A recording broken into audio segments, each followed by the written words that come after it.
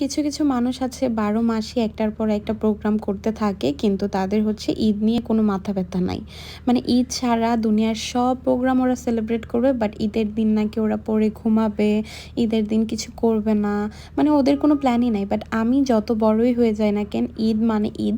ঈদের আগে থেকে আমি অনেক বেশি এক্সাইটেড থাকি, নতুন জামা পরবো, জুতা পরবো, ঈদের দিন ঘুরতে যাব, আমার কাজিনদের সাথে দেখা করব, ঈদের সালামি নিব বড়দের কাছ থেকে, ছোটদেরকে সালামি দিব। মানে এই জিনিসগুলো না আমার অনেক ভাল লাগে।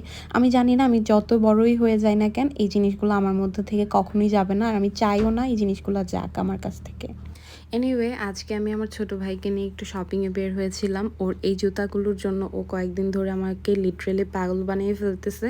সেজন্য ওকে নিয়ে একটু বের হয়েছিলাম। আর বাসায় আসতে আসতে আমার প্রায় ইফতারের সময় হয়ে যায়, আর এসেই আমি আম্মুকে একটু হেল্প করছিলাম। এখানে আমি পেঁয়াজু বানানোর জন্য অনেক ট্রাই করছিলাম, বাট কোনোভাবেই হচ্ছিল না। তো অনেক ট্রাই করে পরে আমি বানাইতে পারছি কয়েকটা।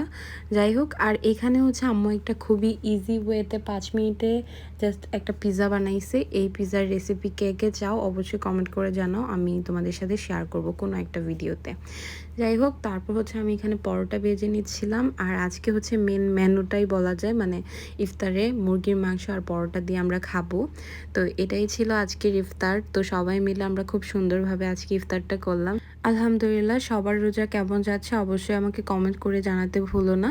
আজকের ভিডিওটা এখানেই শেষ করছি। দেখা হবে পরবর্তী নতুন একটা ভিডিওতে। সে পর্যন্ত সবাই ভালো থেকো, আমাদের জন্য অনেক অনেক দোয়া করো। আল্লাহ হাফেজ।